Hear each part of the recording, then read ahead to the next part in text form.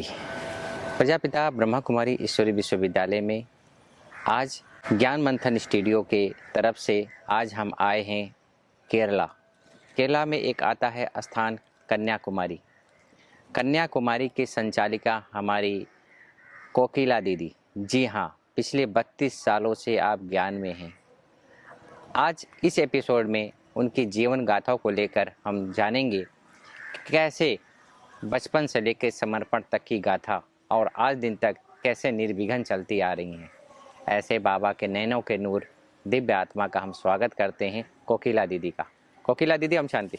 ओम शांति। दीदी, आपका जन्म कहाँ हुआ था? लौकिक जन्म चिदम्बरम में है, चिदम्बरम कडलूर। आप ब्रह्मा कुमारी के संपर्क में कैसे आए? वो कडलूर में यंगर सिस्टर आया था। उस समय सेंटर के सामने स्कूल में काम करती थी। उस समय सेंटर में जा रहे थे 1989 में। 88 में आप ज्ञान में आई और फिर समर्पित 91 कडलूर में ज्ञान मिला। फिर बाद में पांडिचेरी में हम काम करते हैं टाइपिस्ट। 2 साल सेंटर में रहकर काम करती है। फिर बाद में रिजाइन करके फुल सरेंडर हुआ। विழுப்புरम, दिंडीवनम, बीच बीच में चेन्नई शांतिधाम, कांचीपुरम, बेलूर, त्रिवेंद्रम, अभी 20 साल कन्याकुमारी डिस्ट्रिक्ट नागरकोविल में है। वडसेरी में रोजी बहन ने बेचा। पार्वतीपुरम सेंटर में भी संभाल करती है। दीदी, जब से आप ब्रह्मा कुमारी के ज्ञान को आपने समझा अच्छी तरह से कि भगवान मेरा पिता भी है, माता भी है, सखा भी है, तो कौन सा संबंध परमात्मा का आपको प्रिय लगता है? फ्रेंड एंड साजन। लौकिक काम भी करती है। फिर बस में जाने के समय भी अशरीरी स्थिति का अनुभव किया। भक्ति में भी हम शिवन का बहुत भक्ति किया, अभिषेक किया। वो लौकिक में बहुत, वो सपन में भी बहुत अनुभव किया। फिर बाद में विघ्न आए तो ये कैसे क्रॉस करना, कहाँ प्रॉब्लम है, उस स्थान पर बाबा भेजता। जहाँ ज्यादा प्रॉब्लम वहाँ आपको भेजते थे? रोजी बहन। फिर रोजी बहन। अच्छा। कोर्स कैंप करने के लिए बहुत सीनियर सिस्टर था। ये फिर भी हमको बहुत इंटरेस्ट है। आपको इंटरेस्ट था ज्ञान सुनाने का? हाँ, ज्ञान सुनाने के लिए बहुत इंटरेस्ट है। फिर भाषण करने के लिए भी बहुत इंटरेस्ट था। इसी दौरान आपने कई जगहों में जाकर सेवाएं की और आज 20 साल से कन्याकुमारी की निमित्त हैं आप।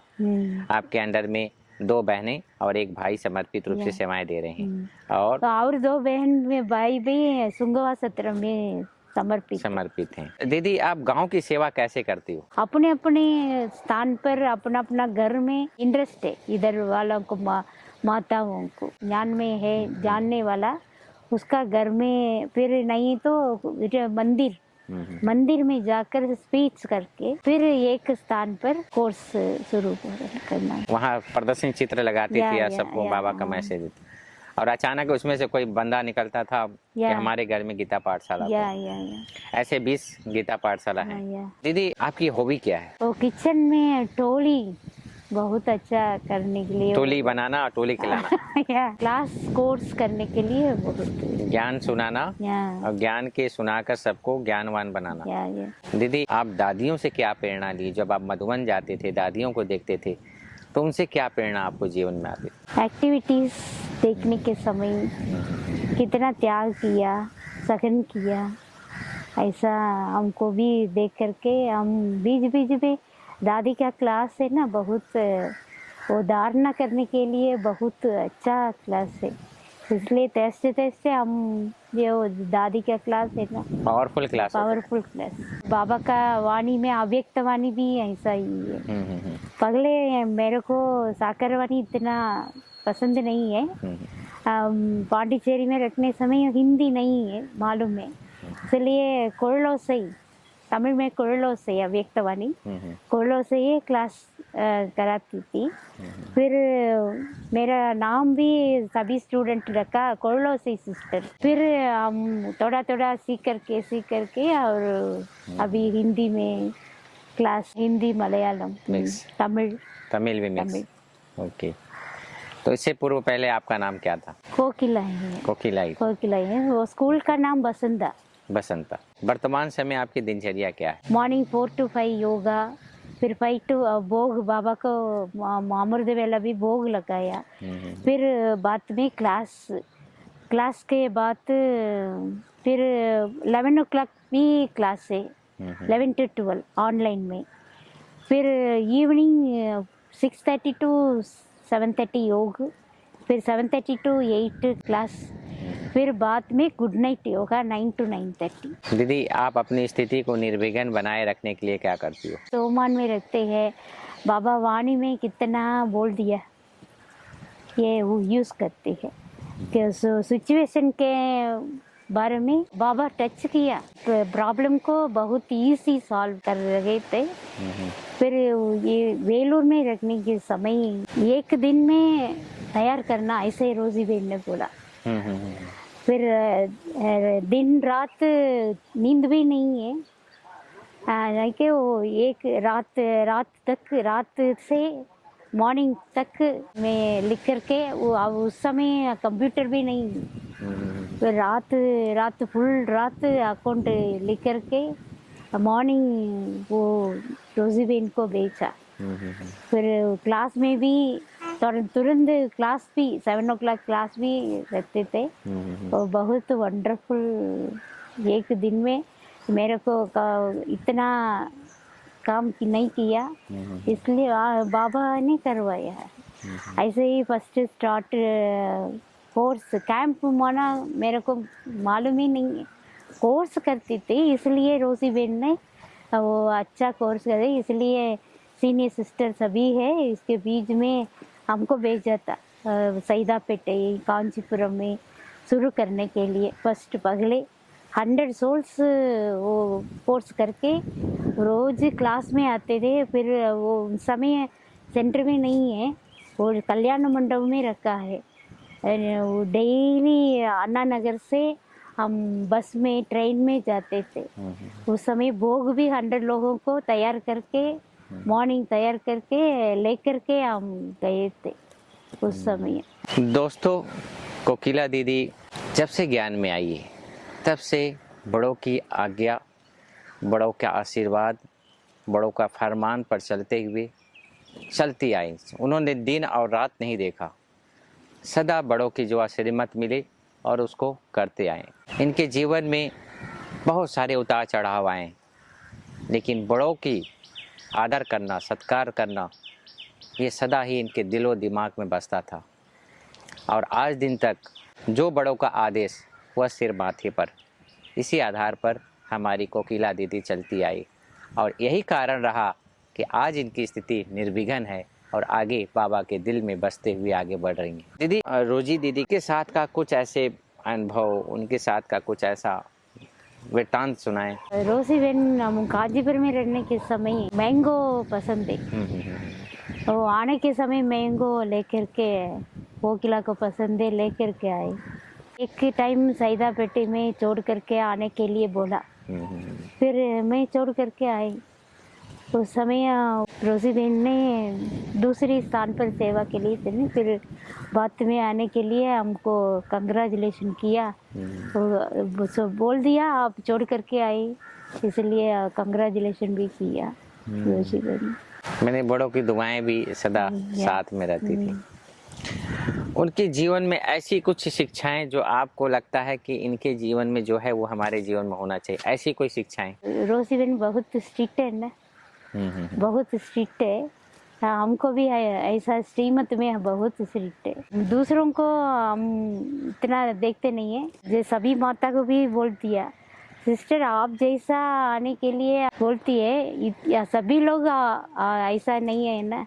बाबा का नियम माना नियम पर चलना तो बहुत, सभी को वाइब्रेशन भी अच्छा होता है, सेंटर भी बहुत इम्प्रूवमेंट होता है, इसलिए ऐसे वो श्रीमत में बहुत अटेंशन करती है। दूसरों को भी ऐसे फॉलो करने के लिए हमको भी पसंद है, फिर भी थोड़ा लोगों को इतना पसंद नहीं आते हैं, इसलिए थोड़ा गड़बड़ हो। यहाँ की वीआईपी की सेवा कैसे होती है? वीआईपी बहुत आते हैं, बोलने के में वो एक कार दो नहीं आते हैं, फिर वीआईपी वाला काउंसलर, प्रेसिडेंट, मिनिस्टर सभी लोग हम आते हैं। वो कलेक्टर नहीं आते हैं, क्यों माना इधर हिंदू मुस्लिम का प्रॉब्लम क्रिश्चियन का, इसलिए इधर आएंगे तो उधर का प्रॉब्लम उनको, इसलिए नहीं आते हैं।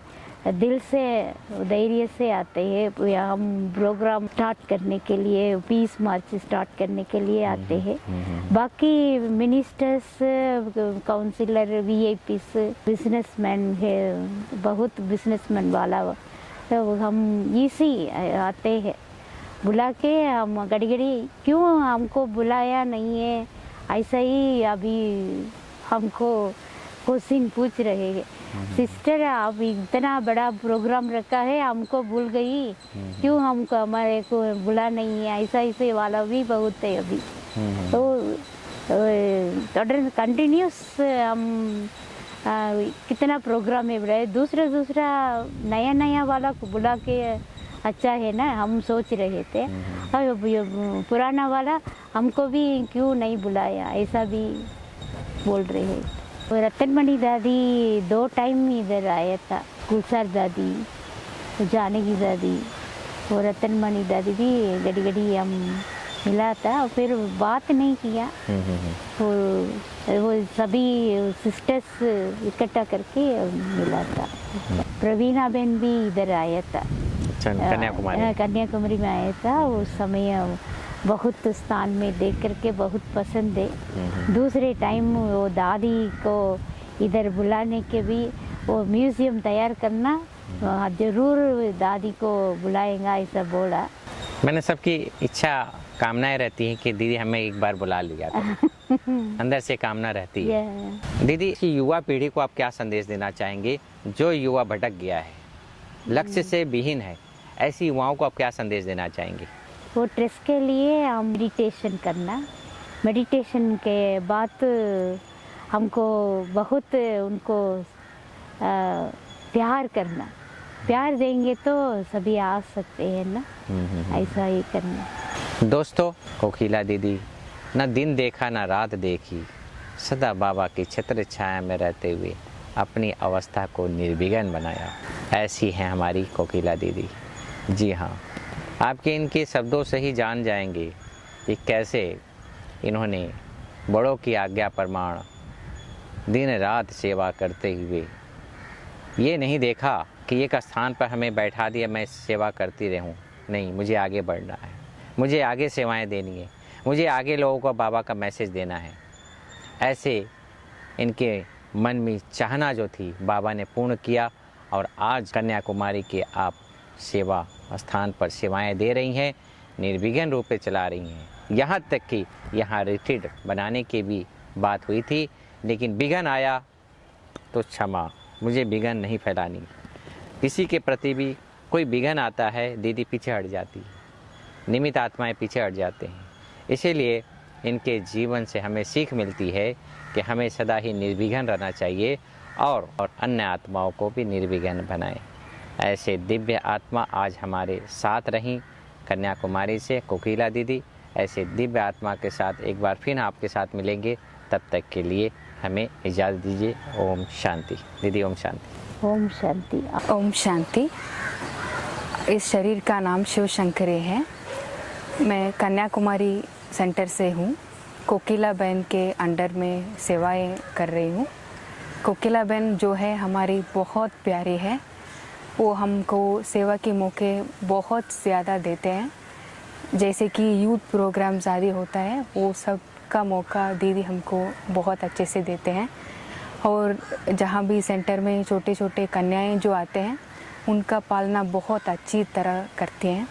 दीदी बहुत अच्छे से बात करेंगे हमसे, वो हमको बहुत अच्छा लगता है। एक फ्रेंड की तरह है वो हमारे साथ, कोई भी हो वो हमको अच्छी तरह सिखा देते हैं।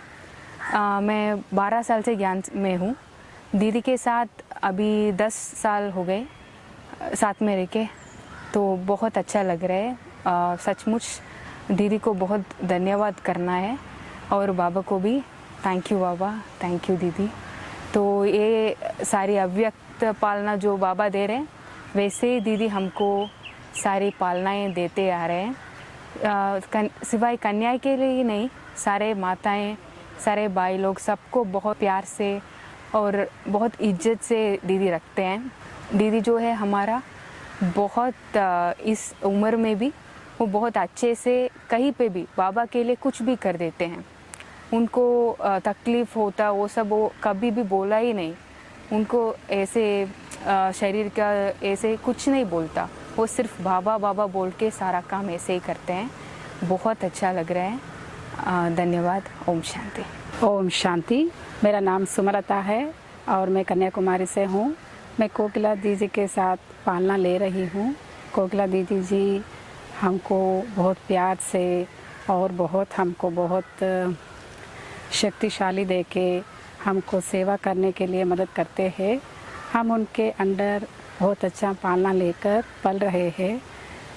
कोकिला दीदी है जो हमको बहुत अच्छे से सेवा देते हैं। श्रीमत क्या है उनके बारे में हमको बहुत अच्छा समझाते हैं। जैसे माँ जैसे अपने बच्चे को देखते हैं ना, ऐसे कोकिला जी भी हमको माँ जैसे ही पालना देते हैं। बहुत अच्छा हमको सहारा देते हैं। श्रीमत जो है उसके अनुसार हमको चलने के लिए बहुत हिम्मत देते हैं, मदद करते हैं और सेवा के लिए बहुत अच्छे चांस भी देते हैं।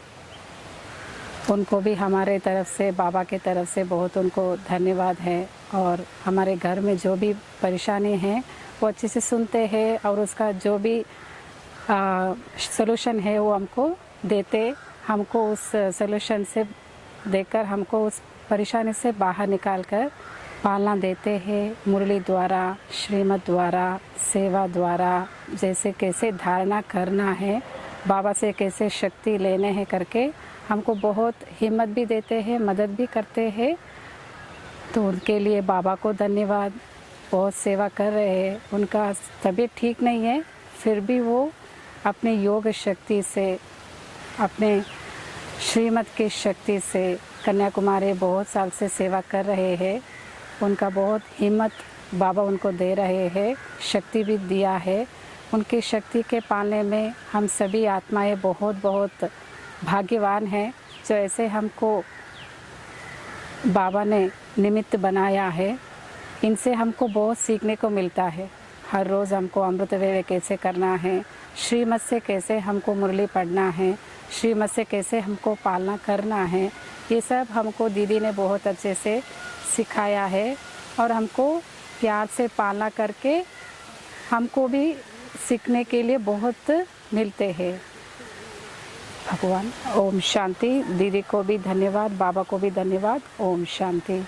दीदी जी अपने धारणाओं में बहुत पक्के हैं। उसका शरीर सेवा के बाधा नहीं बने और सेवा के लिए वो शरीर कितना भी हो सके वो मददगार बने, इसके लिए वो बहुत प्लानिंग करते हैं।